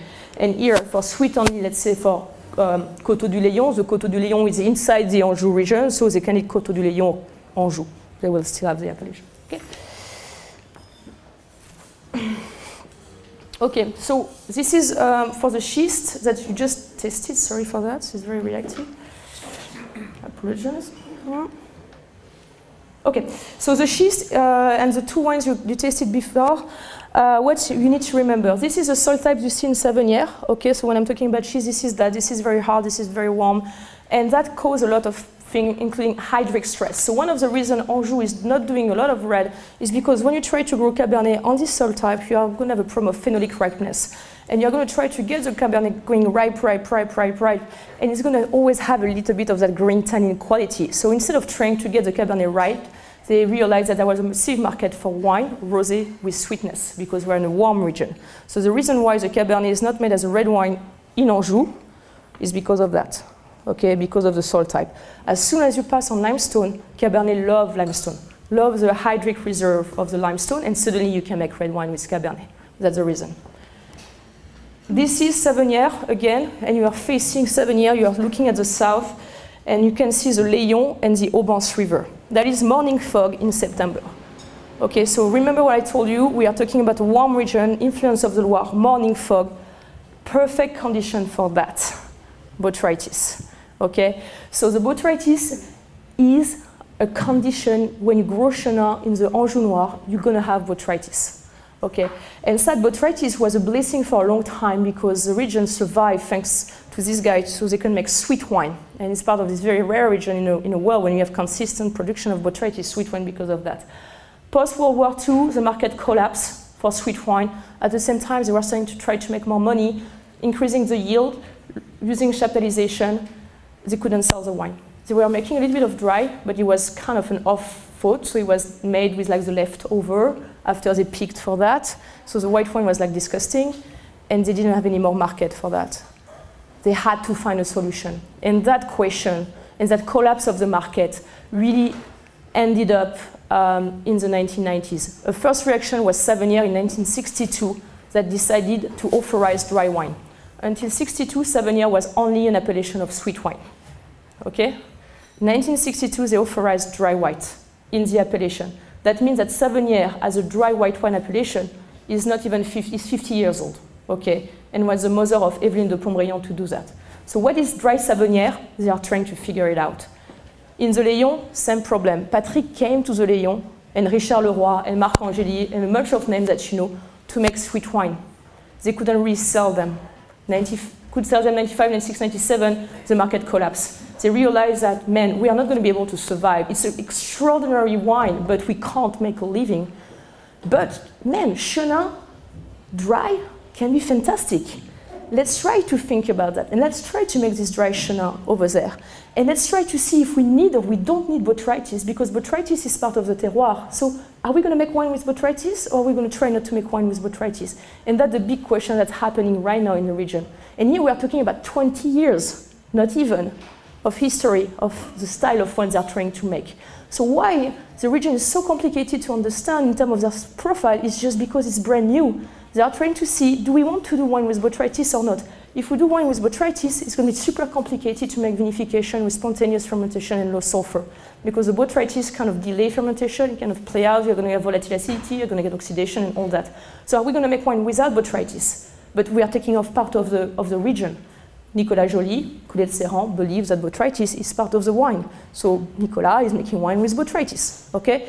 Other people, Tessa, she realized if I want to make wine with spontaneous fermentation and little sulfur, I can't have any botrytis. And suddenly they're all looking for this style. So is it botrytis, no botrytis, stainless steel, oak, malo, no malo? They don't know. And they are looking right now. And they're really looking. So it's when a wine like Tessa is so interesting because her mom, and you have a lot of her wine in the market right now. She's putting out 92, 94, 99. You remember Savonnières being bone dry with this crazy acid, with this like green apple and the linoline and all this kind of a little bit like wet wool thing. That is a little bit overcrop, underripe Chenin with a touch of botrytis with malo blocked in stainless steel. That is a style of winemaking made in Savonnières at a certain area because everybody was sharing the same enologist. Okay? Seriously? No, seriously. They were sharing the same guy. So the guy was making the same wine everywhere. Okay? It's a small appellation, it's a tiny appellation. New generation arrived, 2010, big date in Savonnières. They authorized people not having a winery in Savonnières to make wine. Before that, in Savonnières, you have to be in the appellation. Your wine cellar had to be in Savonnières, Épiré, or Rochefort to make Savonnières. You couldn't otherwise. It's so small, you couldn't build a winery. Okay, so they were kind of limited in the number of people that could make the wine. 2010, they authorized a lot of other communes and villages to be able to get the grapes and make the wine elsewhere. 25 new producers of Savennières arrived in 2010. The appellation is just exploding. Like, you have people from everywhere, and they're trying stuff, and so it's it's very exciting. But it's all over the place. You have skin contact, amphora, Malo, all that kind of thing, all style, new style, blah, blah. Very complicated appellation. But what you need to remember, it's the warmest area of the Loire, and there is a temptation of botrytis. Okay, so always the Savennières style should represent powerful chenin on schist with tannin that tends to do the malo. Not spontaneously, the wine does the malo, Tessa, spontaneous malolactic fermentation. So the wine tends to have lower acid than the chenin you're going to find in Vouvray and Montlouis. Okay, what is the real Savennière today? I don't know. I think Tessa is probably not very far from what I think it is. Okay, it's 13.5% alcohol, malo, mostly done, part of barrel, part of stainless. The Chenin is a reductive grape variety. It's not an oxidative grape variety. It's a reductive grape variety. So Chenin really lacks oak to kind of open up. And I think it's very interesting what's happening there. But question mark. So never forget, when you have Anjou Chenin Noir, a Chenin from Anjou Noir, there will be botrytis potential, higher alcohol level, and a temptation of malolactic because of the pH of the must. Okay? But when we are going to go, that was my function. That's the slopes, it's called serrant, up, slopes, no botrytis, the wind in the afternoon is nice now. Okay? That is in the afternoon just at harvest. So the fog is really in the morning, and I took that picture from the curated serrant. You see the river and all that, but in the afternoon, so no more fog. You know, it's like in San Francisco, some kind of thing. We tasted Savennières is here, on the appellation on that part of the river, and the wine from Patrick is here. So the difference between the two is that Patrick is even more in a region when you have a bunch of botrytis. So you really need to think about how to harvest and what to harvest. But you always have for me a little bit of more botrytis. If you have dry Chenin from here, you have more botrytis than you have dry Chenin from here. Okay, so you need to know if your producer comes from the Coteaux du Léon area, Marc Angély, Richard Leroy, Benoît Courreau, all these guys, they tend to be here, so you're going to have way more botrytis wine. Okay, so now we are going to go from here and here to here, okay, which is 25 minutes drive, 30 minutes drive, okay? And I think the one number one you have is totally different. What do you think? Same vintage. Same grape, okay? Fantastic farming, spontaneous fermentation. You see how different it is? What do you think? Like that. Up. Well, that was a little map of Savennières, but you're going to get it. Okay, I'm going to get here. It's totally dramatically different, huh? Okay, so it's an estate I love, the Domaine de Fossèche. So this is a guy we're going to talk about, the brothers, the Keller brothers, Michel Autran and Dame and Coralie Deschenaux.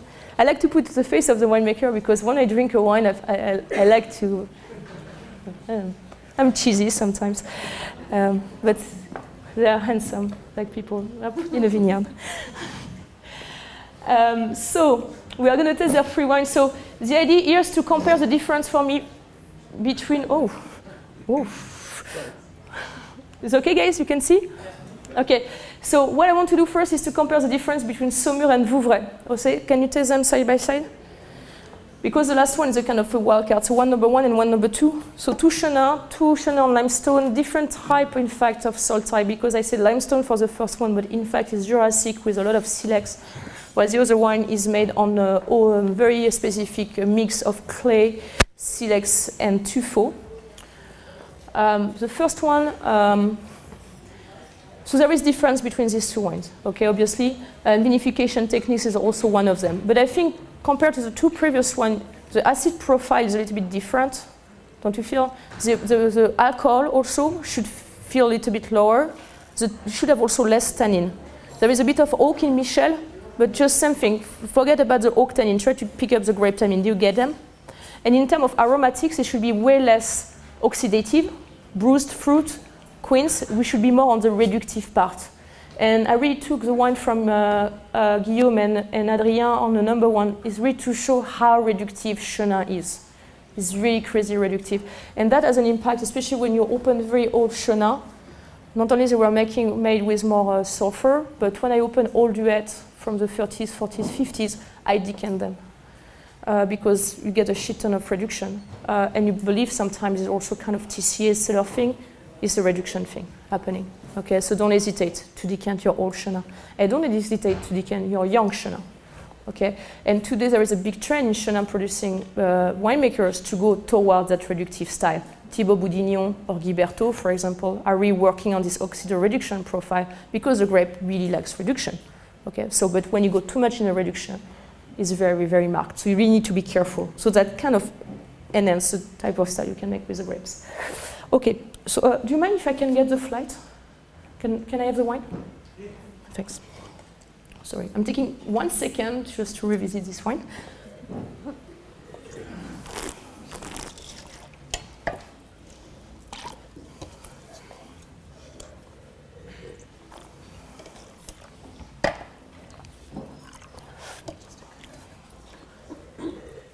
Mm-hmm. Okay. Yum, yum. Thank you so much. You're welcome.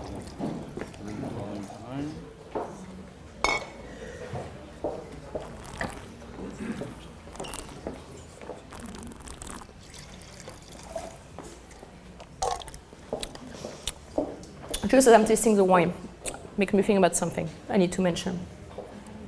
I think one of the regions the Loire is not taking very seriously and is still like being under observation and has been considered about being some of the top wine region in the world. Of course, it's because it's complicated. It's a lot of individuals. It's a lot of style of wine. And it is also because you have very, very few traces of old Loire Valley wine. Very few traces. It's not like, in Bordeaux, you can taste wine from the 19th century. Well, it's not easy, but you can find them, it's pretty accessible. Burgundy, you can, go back to the 1920s, and you can find maybe something a little bit older. Alsace, you can dig in, you can find stuff. But in the Loire, my oldest bottle of the Loire for red was a 1900. And I was lucky to taste that only once, and then 23 and 33. Okay, that was from the same producer as that was Clos Rougeard, because Rougeard was one of the very few bottling at that time. For the white, I was lucky to taste some old Vouvray from the end of the 19th century, 1874, only once. And then I had a lot of Huet, okay, from the 1940, but Huet from the 1920s and all that. That's it. That's the two producers I can name and I can have a lot of wine with. Trying to find wines that are not Huet or Faureau or a couple of the Clos Rougeard from the 40s, 50s, 60s, 70s is very difficult. 70s start to be kind of okay. My older Sancerre is 1959. I never tried older Sancerres than that. Why? Because before, most of the Loire wine were sold in bulk. The way they used to sell wine, especially like you say in Paris, they were sending the barrel, and the sommelier was in charge of bottling for the restaurant he was working for. Okay, so there is not a lot of testimony of the capacity of that region to produce edgeworthy wine, just because in terms of economics, they were just not bottling the wine. Okay, and it's something never to forget. It's very easy to say Germany is amazing because we can drink wine from the 19th century in Germany because you have prices, because they were bottling the wine for export market also, which was not really the case there. So we don't have that ability to say, wow, the wine were absolutely fantastic and we can keep them and we can age them, especially for the Cabernet Franc. It's not as considered, especially like Bordeaux, just because nobody tried a bunch of old Cabernet Franc from the Loire. And I think that is the reason why the grapes are not at the level of quality that they should be, like the winemaking and all that should be recognized at. It's still today the case. In terms of price point, I think the most expensive Loire wine are probably the curated. Of course, Clos Rougeard now especially being rebuyed by the new company, maybe Dagnau. But we are talking about what? Ex-seller price? Seriously, if you have an allocation of Clos Rougeard, it used to be $60 for the board. Okay, $70. Coulet de Serran is the same thing. We're not talking about $100. We're not talking about $1,000 worth bottle of wine. The most expensive Loire wine are below $100 ex-seller. And I'm talking about the 0.1%. Okay, the ones are so dirt cheap for what they are. Don't forget that yourself as buyer. I think this is something to consider, especially for the amount of work that is done in a vineyard. Okay, just saying. But just always put that in perspective. Okay. Good.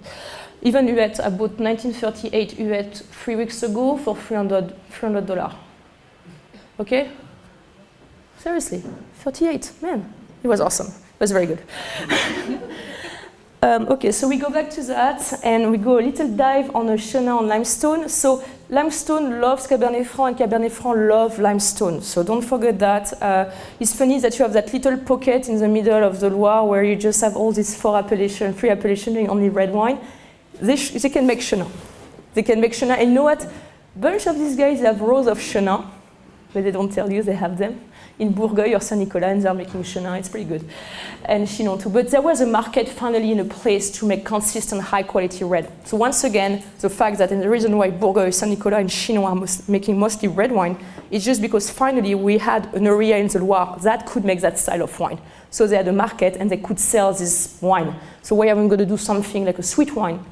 Somebody else is doing something better than I do. When I'm going to do some dry white, another person is doing as good as I'm going to do, so I have my market for red. But you could make white there.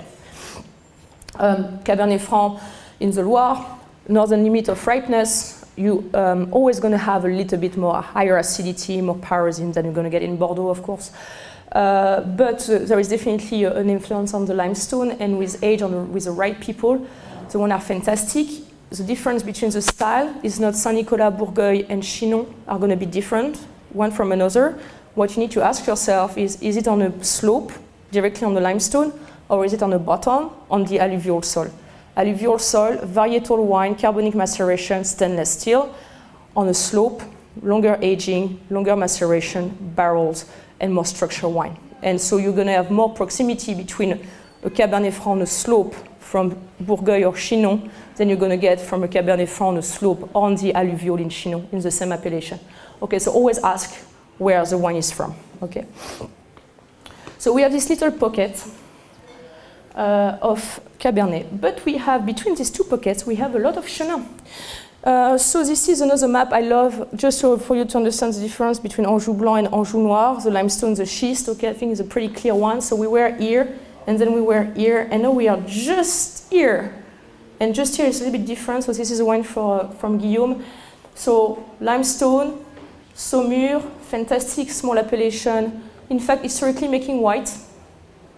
Market collapse for the white, so they planted red, okay? But market was also pretty good for bubbles. So what happened is the way that Saumur should be planted is not necessarily how Saumur is planted today. This is area is called the Côte des Blancs, like in Champagne, okay? This used to be the top part to make white, dry white, and especially sweet wine with a little bit of botrytis. Saumur, and now we are going to talk about the difference between that in terms of botrytis. Saumur doesn't have at all the same type of landscape and soil type of wind influence and fog in the morning. You will have way less botrytis in Saumur than in Anjou. So something brighter, higher acid, and this is the reason why the wine tastes the way it is, because there is just not that influence of noble rot there at all, okay? Here, because of that part, yeah. Okay. Because of that part, that Côte des Blancs, on the top of the plateau, they were doing all these fantastic whites, and inside they were using it as a cave. So this is where all the cave starts, and only have a lot of sparkling wine made. Because of the collapse of the certain markets, they created that appellation of Saumur Champigny in the 1950s, because they realized that they could have a market for light drinkable red wine made with Cabernet. And this is when Saumur Champigny started to be created. Saumur Champigny, indeed, you have a couple of villages that were very famous for their red, but most of it was famous for the white. And they pulled out and they put Cabernet Franc instead. So some of the best terroirs today in Saumur are planted with Cab, and they should be planted with Chenin. Okay, but the market, there was no market, so they had to mix them. So Saumur is a very interesting appellation today because it's trying to regain this momentum with Chenin Blanc. They focused for a while in the red, Saumur Champigny first, and then they created Saumur Puy Notre Dame, which is a new appellation with a bit more Cabernet Sauvignon, because it's a bit warmer here. But in fact, they should continue to focus on Chenin. And this is what you are seeing now. So the Chenin I picked is from Brosset, which is here. And it's a little bit of a different Chenin, and this one is made on Silex. So I wanted you to taste the difference also of a Chenin made 100% on Silex, which is this one, with a lot of, it's very strange, some Jurassic soil, and there is this little bump. It's a lot of this very heavily iron clay compacted with the silex. And I think this is a reason why Guillaume is doing the style of wine he is making, because he already has a lot of that kind of flinty reduction thing happening because of the silex, and he wanted really to make it even stronger in his winemaking style. So his way he's making this wine is a beer tank in stainless steel, and he's blocking the malo. It's only 9 months on the lease. And when I talk to him, it's really because he really thinks that it's a style of Chenin that you need to make on silex. And it's very, very rare. It's one of the very few areas when you have Chenin on silex. Because most of the Chenin we know on this sedimentary soil are going to be on tuffeau, which is a very, very different. Like, it's a kind of a silex, but it's a compressed silex. It's not the silex we are going to find in it's a very, very, very, the soil is tough. Like, they had to go with dynamite to plant the vine. Like, we are really talking about super hard soil. Something very different than what we're going to see right now. Which is this type of soil, which is a beautiful cliff of tuffeau, that a picture that you are seeing that you are in Vouvray. So now we are changing, and this is going to be the second one we are testing. And you can't remake the same style of wine you are making in Saumur than you are making in Vouvray. There will be proximity, it's going to be high tone. The soil type is not necessarily inclining the wine to do the malo, but I really believe it's more a question of having this underground cellar. So usually you are told Vouvray doesn't do the malo. I think it's just don't do the malo because they have these crazy cellars, and it's a tradition to bottle early, but I wouldn't take it as a granted, and I think in the future we're going to see more and more of this wine going through the malolactic. So Vouvray and Montlouis are amazing, amazing area. It's beautiful and absolutely dedicated to Chenin, because Chenin is just starting to get too cold for Cabernet. So they couldn't really grow well the Cabernet there, and Chenin just handled it a bit better, the change in climate. So these two appellations are on the other side of Tours. So we are like this little area of red. We pass Tours, and here we are. So sister appellation, kind of in a fight, as you probably know, with what's happening with Childen and Blot. Historical appellation where Chenin has been there for at least 600 years. And they are really, really interesting. So the way when you need to think about them, especially with the Anjou Noir, is first and foremost, it's colder, it's cooler. We have a couple of degrees less. They have to pick the grape a little bit later than in Anjou. So usually when you're picking in Savagnin, it's mid-September. When you're picking there, it's early October. So we have a difference in terms of harvest. And you're going to have way less botrytis.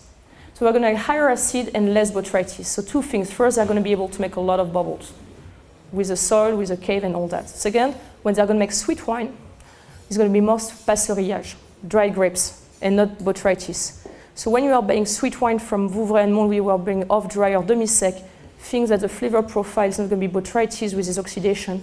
It's going to be passeurillage with a dry grape with a different acid structure, because the botrytis also modifies the structure of the grape. So it's going to be very two different profiles, just because we are too far, it's too cold, they don't have the same fog. And just the botrytis is there, but it's tend to be more a gray botrytis than a noble botrytis. It's not, so the noble rot happens on very exceptional vintage, 89 being one of them, 96, 95, 97 was dry grapes, 15 was passeurillage, and so on and so on. So when you are buying Huette, for example, just think about that. And they're doing a lot of bubbles. As I said today, Vouvray and Montlouis is around 70% of the production of the two appellations are bubbles. Okay, and there are bubbles that they can also, for Vouvray, machine harvest. So we are in a region that Chenin can be high cropped, botrytis sensitive, and they're going to make bubbles with machine.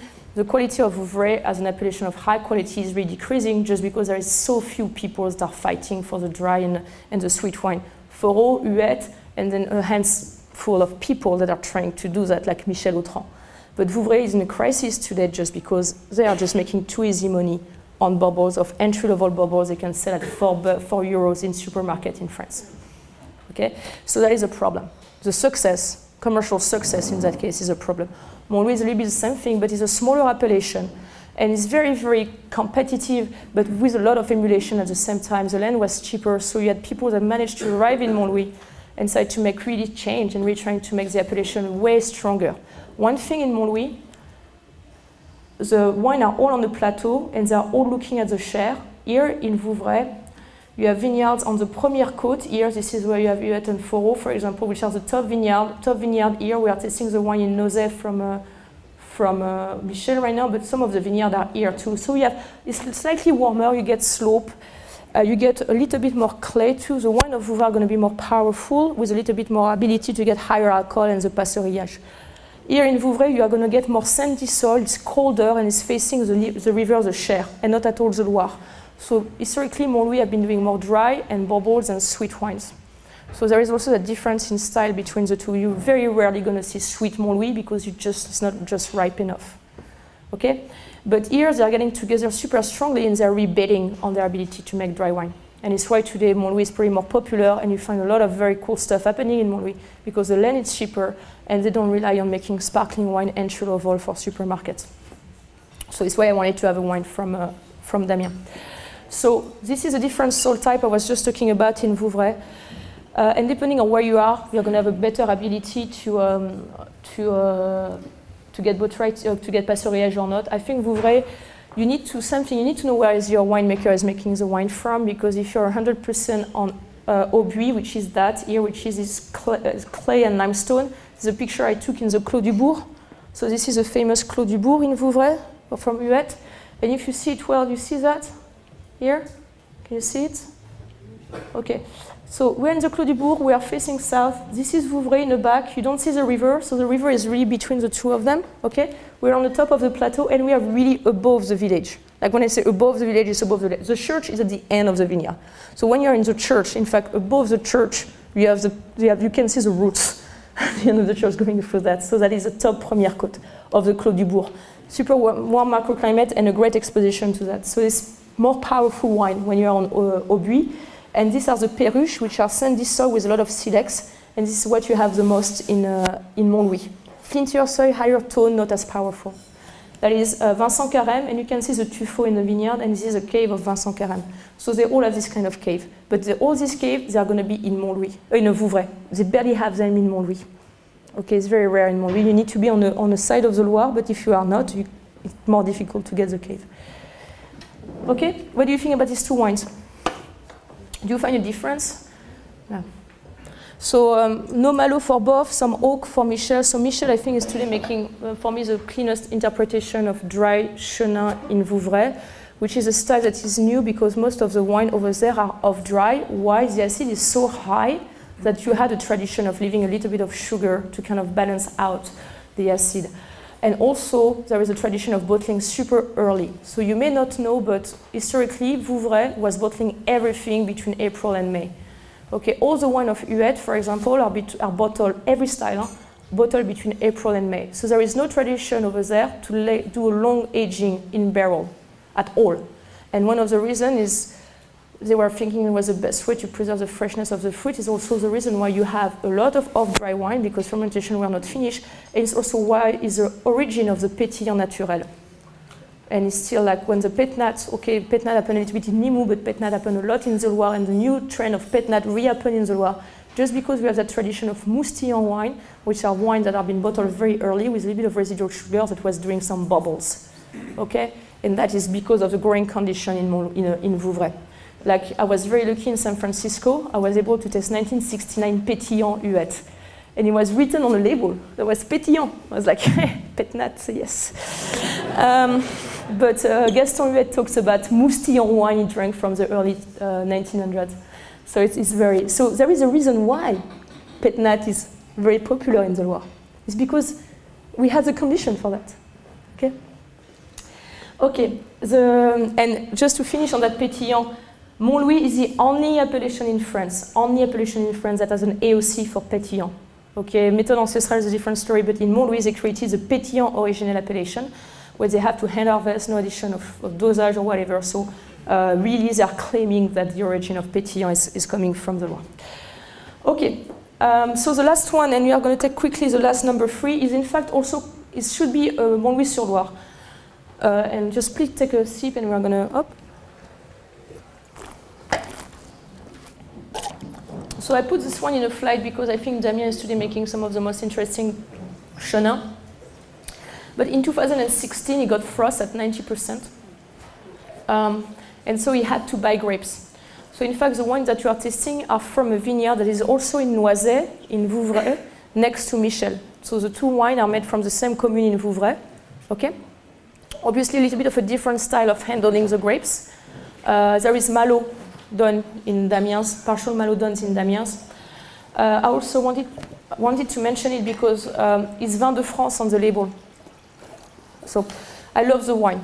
I think the wine is really good. You can feel that the vintage is not as pristine and precise, a little bit more like a little bit broader. I think the fruit is not as clean. I think it's really the 16 vintage, depending on where you were, you know, you had to really be careful because of the frost, so you get second ripeness and all that kind of thing. But this is Vin de France, and Damien really lives on the other side of the river, okay? So there is a lot of, when you think about appellation and wine history and all that kind of thing, don't think there is a lot of administration and there is a lot of bureaucracy behind it. And why Damien can't call this wine Vouvray when he's getting all the grape from Vouvray? Because his wine cellar is in Amboise, next to Montlouis. And he doesn't have the authorization. It's like really 15 minutes drive from the vineyard on the other side of the river. It's very, very close. But because Vouvray wants to protect the appellation, you can't make Vouvray now outside a certain perimeter. And when you read about the AOP in France, you have all the decrees. They tell you where you can make the wine. A little bit what was happening in Savonnières. So what happened in Vouvray, they decided not to authorize this kind of thing. And this is why Jacques Hiblot and François Chiden have to call their Vouvray now Vin de France. They used to be able to call it Vouvray. They had a 10-year authorization to do that. The authorization was not renewed. So the reason why today, Vouvray, you can't call your wine in Vouvray, you're in Montlouis, you have to call that Vin de France. So be careful about that. The wine are from Vouvray. They are just. I just wanted to mention that about when you learn about the wine region, learn about the decrees and the regulation behind it. It can explain a lot of why a certain style of wine is made this way. Okay, leaving the Chenin world, we are going to finish quickly with the last flight. I'm going to go over Sancerre, and then we are going to have a little treat with the Romorantin on the sweet side. So same thing. I could have spent hours talking about Sancerre, which may be some strange. Sancerre is not necessarily the most favored appellation around, because as we all know, as soon as you pour a Sancerre by the glass, you can't sell anything else. Or when people are asking you for, oh, I want a Sancerre, and you're like, no, I have a Sauvignon Blanc. I say, no, I don't like Sauvignon Blanc, I like Sancerre, and you're like, shit. It happens all the time. It's like the Chablis. Oh, I want a Chablis, but I don't like Chardonnay, and you're like, it's going to be tough, this one. But Sancerre, I think, was unfortunately the victim of the success. So I like Sancerre, and I think Sancerre should be absolutely reconsidered. Because once again, we are talking about a region with a very recent history. So we're going all the way to the east. And as you probably know, I've heard of, and I mentioned a little bit earlier, Sancerre making 90% or 70% of white is very recent, because until the war, Sancerre was mostly planted with Pinot Noir. Okay, so Pinot Noir was the main grape variety in Sancerre, and it was not Sauvignon Blanc. Because they were able to sell their wine to Paris, up mainstream, Orléans, Paris. Sancerre is very close to Paris. And so there was a need for Pinot Noir. After the war, the market kind of collapsed for multiple reasons, including the railroad, and suddenly Paris could have access to red wine from the south of France. It were riper, richer, and a little bit more pleasurable. So Sancerre decided to focus on Sauvignon. You had Sauvignon Blanc before, especially in Chavignol. And Chavignol is a very specific hamlet with a fantastic Camargue Mal terroir that we have historical trace of making Sauvignon Blanc since the 12th, 13th centuries. Okay? So they realized that Paris was in need of white. And also Paris was in need of table grape. So table grape, I don't know if you remember, in all the multiple grape variety I showed you from the Loire, you had Chasselas. Okay, as you probably know, Pouilly can make Chasselas. It's called Pouilly-sur-Loire. Okay, for a long time I was like, what's Chasselas in Pouilly? And one of the reasons, you know why? Just because after World War II, Paris needed table grape. And they planted Chasselas to be able to tell Chasselas as table grape to Paris. And then railroad arrived, and they could get cheaper grapes from the south that were more tasty. So the Chasselas stayed, and they decided to make an appellation with it, because they had Chasselas. So let's make an appellation with it. But this is the reason why you have Chasselas in Pouilly. Okay. So we are tasting the wine from the Pinard family. They're probably as making wine and the Pinard family. Pinard means wine in French, so we can think that the family has been making wine for a while. I think it's even before the Chave. I think Chave was 1481. I think the Pinard were known as winemaker in Sancerre even before. So they're making wine for a while. Clément and Florent are taking over, and then it's Cazin here. And they're in Buet. Who heard about Buet? Who know Buet? Great, great, great. I really believe you need to know Sancerre by the villages. I think Sancerre is so fantastic that needs to be learned by the villages, and Sancerre should be really thought about a communal area. So Sauvignon Blanc, you all know everything about it. I'm going to pass that very quickly. So we have 8 appellations, mostly white. The big one is Sancerre, and all around you have satellites that are going to play with Sauvignon Blanc and Pinot Gris and Pinot Meunier. Because we're very close from Burgundy, a lot of influence for Burgundy. Sancerre used to be under the administration of Burgundy, so it's why there is so much exchange on that. But Sancerre is a big one, and it's 3,000 hectares. So Sancerre is a big appellation. Okay, it's not tiny, it's fucking big. And not only is big, but it's beautiful, and it's super complex in terms of soil type and geology. So this is Sancerre, the Piton of Sancerre. This is 354 meters high, okay, and we are looking at it from the south. And this is just one of the views you can have of Sancerre. So think about Sancerre like a bunch of hills, super slopey with village on top or on the bottom, which means there's a lot of microclimates and a lot of different exposition in Sancerre. So depending where you are in Sancerre, you're definitely not going to have the same wine. To show you that on that map, this is the Sancerre appellation. When you're in Saint-James here, you are not at all like in Montigny. So when you are going to think about your Sancerre, really start to think about your villages, okay? You are closer or further from the river, but it's also super hilly and super steep. So you really need to know the exposition of where you are. So not only it's like that, but there is this massive fault in Sancerre that leads to different soil types. So we have 3 different soil types as we kind of all learn. On the western side of the fault, we are going to have all the Kimmeridgian Marl and the Portlandian Cayotte. Kimmeridgian Marl top, this is Chavignol. This is the warmest part. This is when we're going to get the broader, powerful wine. Cayotte are like decomposed little pebbles of very, very, very hard limestone. And on the eastern side of the fault, we have very young soil, and they're going to be mostly silex. That looks like that. That are the 3 main soil of Sancerre. Marl. Oh, this is a little dog. Yeah. Okay.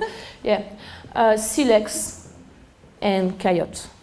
Okay? And this is the Mondanet. And if the picture is not the most slopey, I want to get a picture that looks like that, really super slope. So when you are here, or here, or here, and you have all these different soil types, I can tell you that the wine doesn't taste the same. And unfortunately, because Sancerre got this reputation for a certain style of Sauvignon, stainless steel, low temperature control, high level of fire, when they decided they wanted to compete with the New Zealand market, they totally forgot about that.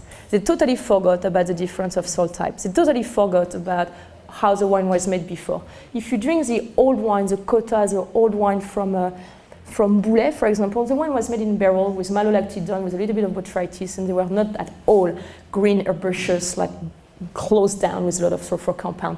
That style of Sancerre is the late 1970s, 1980s, early 1990s, when they really wanted to have a profile of wine that could compete with somebody else. They forgot about all that. And finally, they're starting to realize they really fucked something up, and they should go back to their single vineyard, their difference between villages, their soil type, and work on that. And that happens with Melot, that happened with Lucien Crochet, that happened with Vacheron, and today that's happening with more and more people. They're starting not to make one cuvée, but multiple cuvées, depending on their soil type. And they're realizing they should stop to use special yeast for their Sauvignon, but spontaneous, and let the wine go for what it should go in, with riper condition, not working on the thiol reductive winemaking, using back the oak and all that kind of thing. And suddenly the Sauvignon starts to taste in a very different way. And suddenly Sauvignon can almost taste like Chablis with 10 years of bottle aging, because you don't have that green aspect, and you suddenly make a relationship between Chablis and Sancerre. So I highly recommend, I picked a wine here just for the non-chevaucheur, which is a wine from the Pinard. The wine is mostly made on Cayotte from the southern part of the appellation in Buet. I'm not selling I will never sell a Gérard Boulet Chavignol wine the same way I will sell a Pinard wine, okay? Just because the profile and the ripeness of the Sauvignon is just not the same. And I really dream about a wine list where I could have all the Sancerre by villages, and it's going to happen. And it's happening now, and a lot of new people are coming, the Son are coming and all that, so Sancerre is really going to be an appellation for you to look into. and to look in terms of soil type. Okay? And Sancerre is fantastic for red. Historically, they were making fantastic red. Pinard, our cluster, is my favorite red from Sancerre. I like blind tasting, you can go in Gevrey-Chambertin. No problem. Yeah, on light vintage of Gevrey-Chambertin, but like for me, Sancerre, when it's ripe, is really more Côte de Beaune style. Maybe more like Centenay, Barange, when they're really top, like Volnay. On a very warm vintage, no problem, you can go Côte de Nuit. Okay, and now we are almost done. So the last one was a little treat for you to finish. I could not finish without talking about one of the indigenous grapes of the Loire, Romorantin. My very funny name to pronounce. Romorantin, close to the aligoté and all this kind of family. For me, Romorantin is like the sweet version of aligoté. I think we have this kind of high acid, a little of almond touch, but Romorantin can take the botrytis and the passerillage where aligoté is a little bit more complicated. The skin of the Romorantin is a bit thicker, so you can let it hang on a little bit more. But otherwise, I always sell the Romorantin dry like a little bit fattier aligoté. I love this grape. There is only 60 hectares left. Okay, so if we don't drink Romorantin in Courcheverny, there will be no more Romorantin in Courcheverny around. And it's a shame because this is so good. So good, seriously. Are you agree with me? So it's the one I love to use in pairing with cheeses, of course, but a bit of like pairing with spice food and meaty things. So Romorantin is made here in this part of Touraine when you start to have way more sandy soil. When you buy wine from Touraine, Touraine is complicated. They are trying also to make this communal thing happening. Touraine-Amboise, Touraine-Mélan, Touraine-Ouali. They're really trying to kind of make more like specificity of the area. The one to look for right now is Touraine-Amboise, that as of this year is 100% Malbec or Côte for the red. And there is an historical tradition of Côte and Malbec in the Loire, and I think this is definitely a fantastic grape to grow on this sandy soil with a bit of limestone. So the big next grape for me from the Loire on the red side is a Côte. But as soon as you go here, it's getting a bit more complicated. The ones are absolutely delicious. They're a bit more varietal. You have this sandy soil. This is where you find a lot of the entry-level Touraine with the guys that are really like the Puzla brothers and all these guys that are like in this area. And despite this more like easier soil, they're making fantastic wine at an amazing price. Okay, we are going to get here is also going to be closer to the Sancerre area. This is where we're going to get the Pinot, Gamay, the blend. The Chardonnay is going to also be used a little bit in Cheverny and all that. But if you look at Touraine here, just think the wine are going to be slightly easier, but the price also usually go in consequence. It's also very frost sensitive, so it's why they've been super heavily bedded recently. There is no protection. So here we are. We are finishing with this one, made by François Cazin. I think this is absolutely a delicious one. They aged so well. The 2008 right now is so delicious of this cuvée. You see this sandy soil here, and a little bit of that. And so thank you a lot for coming today. I know it was just like kind of very focused on the Chenin and a bit on the other way, but more on the whites. I hope you understood a little bit more how to think the region and how a lot of human factors are also shaping the region. Never forget, behind a wine there is a person, and there is a person, there is wheels, there is needs, there is a bunch of stuff. So, never forget that also they need to sell their wine. So, they need market. If they don't sell their wine, they're not going to feed themselves for their wine. They're going to definitely become alcoholics, so we don't want that. I put a short bibliography because there is not a lot of books in English on the Loire. So this is a couple of ones I recommend. The Jacqueline Friedrich are probably like the one that are the most more precise, but she just focused on Sancerre. We are waiting on the new. She's supposed to put out soon the one for the Touraine and Anjou. This is a very cool book of pictures from Jean-Yves Bardin. It's available in English. Fantastic, like 75 producers, their story and all that. And this is a book and I also highly recommend. It's a comics called The Initiates.